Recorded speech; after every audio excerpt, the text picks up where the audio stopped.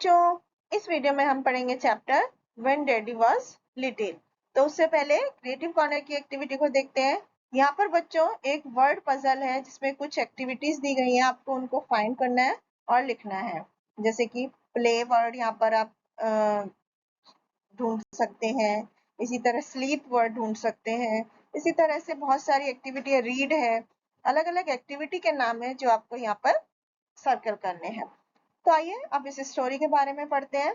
बच्चों, इस लेसन में a child is telling about the childhood of his father. एक बच्चा अपने पापा के बचपन के बारे में बता रहा है। And let's we also know how his father was in his child. तो आइए पढ़ते हैं कि उसके पापा किस तरह से अपने बचपन में थे। When daddy was little, तो बच्चा बता रहा है कि जब उसके पापा छोटे थे तो वो स्कूल जाते थे just like all other children, बिल्कुल दूसरे बच्चों की तरह।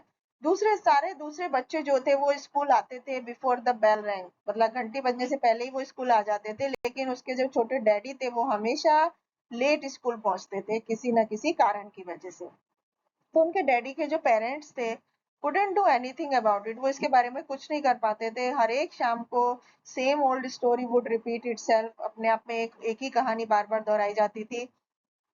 उनकी दादी उनसे पूछती थी कि क्या तुमने अपना होमवर्क कंप्लीट कर लिया। फिर उसके छोटे डैडी उनको आंसर देते होंगे कि बेटे सेकंड, एक सेकंड रुकिए। तो उसके दादाजी उनसे कहते थे stop that reading and start your homework immediately, अपनी पढ़ाई बंद करो और जो होमवर्क मिला है तुरंत उसको पूरा करो। तो उसके छोटे डैडी जो थे जब वो बोलते थे जस्ट वन मोर पेज, की एक पेज और पढ़ूंगा, तो उसके जो पापा थे लिटिल, जो उसके जब पापा छोटे थे तो वो अपना पेज खत्म करके एक नया फिर से शुरू कर देते थे। वो अपनी बुक, इंटरेस्टिंग बुक को रखते ही नहीं थे जब तक कि वो पूरे लेसन उसके कंप्लीट ना कर लें। तो उसके डैडी जो थे वो कहते थे just one more page, just one more page, और इस तरह से एक सेकंड रुकते रुकते करते रहते थे।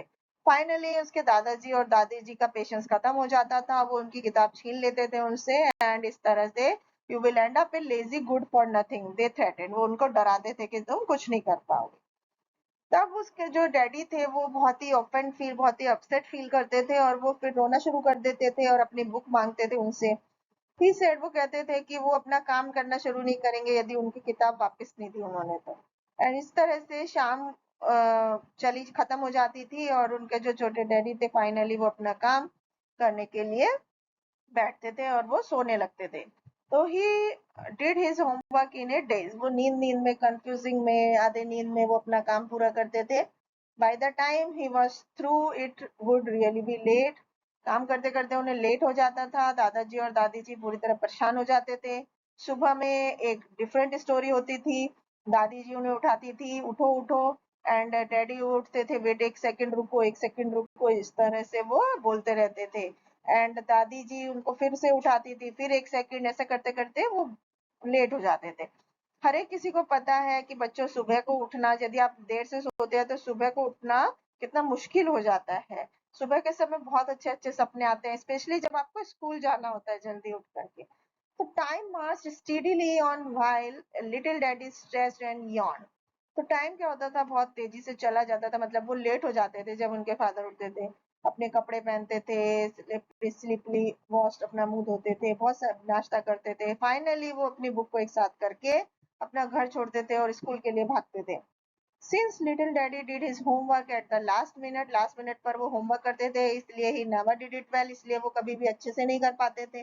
वो हमेशा स्कूल के लिए लेट होते थे और अपने टीचर्स को एक्सप्लेनेशन देते रहते थे नए सब्जेक्ट के लिए। This made it harder for him to understand what the rest of class was doing, इसलिए उनको लिए बहुत मुश्किल हो जाता था समझना कि बाकी की क्लास क्या कर रही है।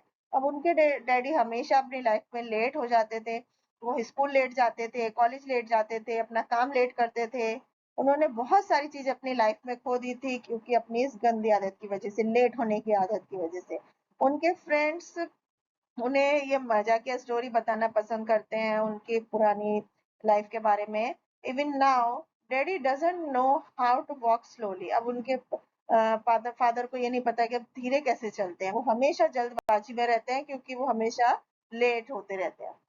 तो आइए बच्चों, इस कहानी से क्या मोरल सीखने को मिला कि we should follow what our parents से, कि जो भी हमारे पेरेंट्स कहते हैं हमें उसको मानना चाहिए, उसका अनुसरण करना चाहिए। Thank you.